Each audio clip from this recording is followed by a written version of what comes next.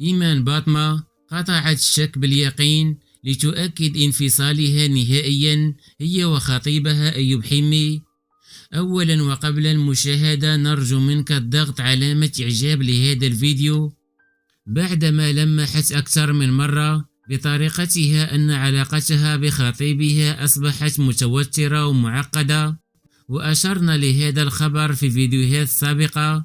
هناك من شكك في صحة الخبر واعتبروه أنه فقط بوز وإشاعة، ولكن اليوم إيمان باطمة بهذه الخطوة قطعت الشك باليقين لتؤكد انفصالها نهائيا هي وخطيبها أيوب حمي.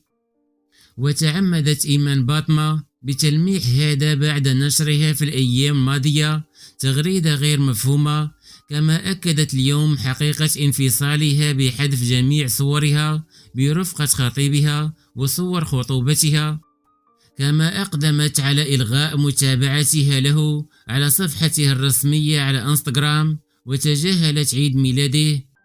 وأكد بعض المتابعين فور انتشار هذا الخبر أنه كان يرافقها فقط طمعا فيها، وأنها الآن استفاقت أنه كان يطمع فيها.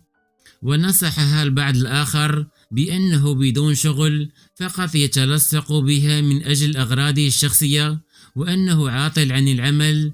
أما آخرون فدعوا لهما بأن يعوضهم الله بالخير وأنهم مكتوبين لبعضهم.